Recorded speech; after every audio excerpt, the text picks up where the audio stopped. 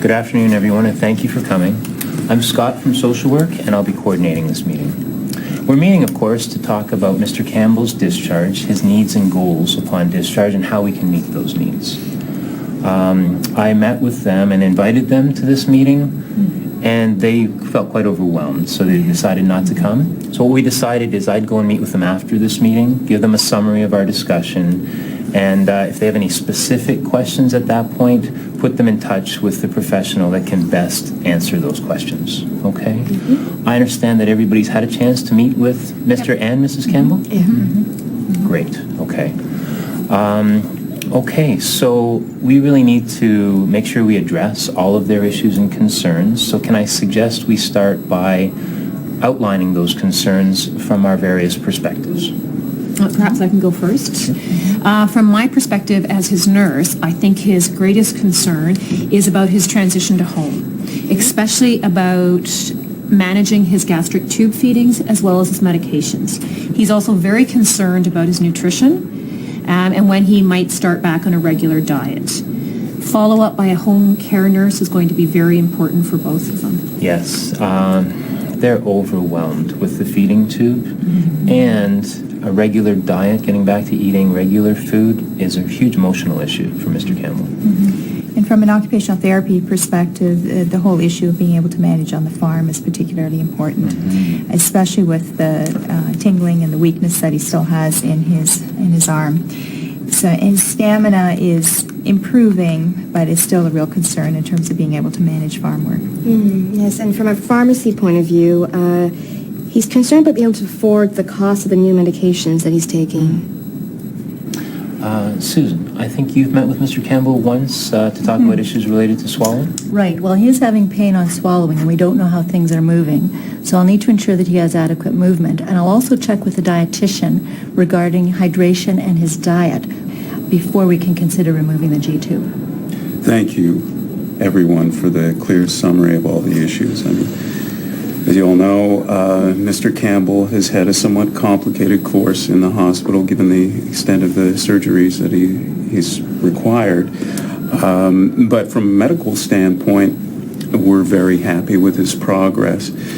So what's important? Well, excellent pain control is important, and I really appreciate the point of view of pharmacy that you brought forward, Angela. And I agree that nutrition is also critical. He's going to have to stay with his feeding tube for at least a couple of weeks.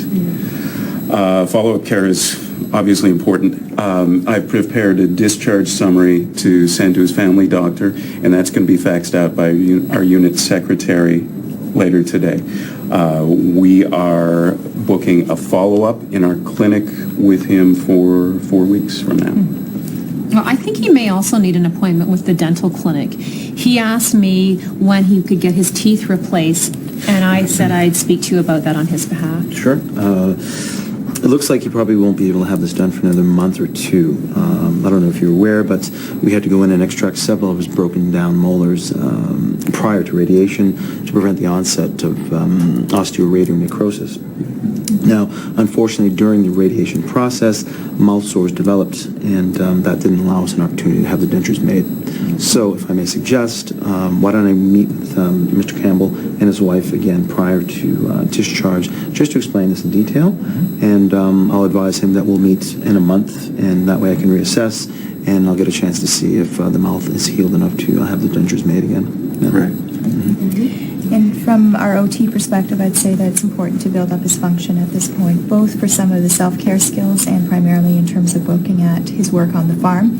I did meet with Eason, the physiotherapist, who unfortunately was not able to be here today, and also has identified the same issues, especially regarding his arm. So he and I are going to put together a coordinated plan and pass that on to the community care therapist and ensure that Mr. Campbell will be followed in the community. I think he mentioned that he used to work out at a local gym with a kinesiologist before his surgery. His physical fitness is really important to Mr. Campbell. You're right, he did mention that. I think here we probably should have the physio liaise with the kinesiologist as well as the therapist to try and identify the best time for him to be able to return to his gym program. So I'll pass that on to Eason as well. Great. Now, when I spoke to him, he seemed to have a concern about pain upon swallowing, although it is improving, and the morphine is relieving it very well. I think it'll take about 3 to 4 weeks for the pain and swelling to subside, Angela. So I'm wondering if we should schedule an appointment for him here in about 4 weeks when he's back in town already, and then the dietitian and I can meet with him. And I can do a video swallowing study, and then the dietitian and I can work together to develop a transitional plan to move him back towards taking food by mouth.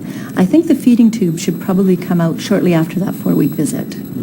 Will the medications and his nutritional supplements be sent home with him tomorrow, or will that come from his local pharmacy?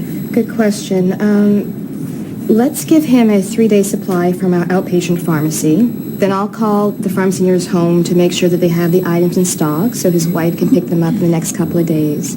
Now, the cost of the therapy, it's covered by the home care system, so we can let Mr. Campbell know that he doesn't have to worry about this at all. That's great. That's great. I've been in touch with the Community Care Access Center in Simcoe County. They're expecting his discharge tomorrow. They've arranged for a nurse to be there tomorrow evening in the home to help him get settled. We've got to remember that his wife is now responsible for a large part of his care, and she's going to need really good support.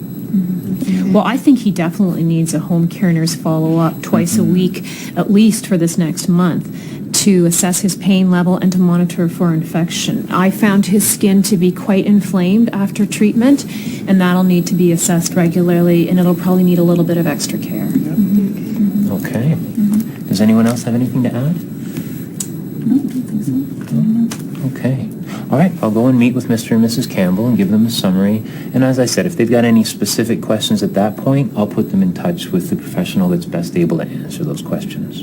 Great. Great. Thanks, everybody, for your input. Great meeting. Thanks, Scott.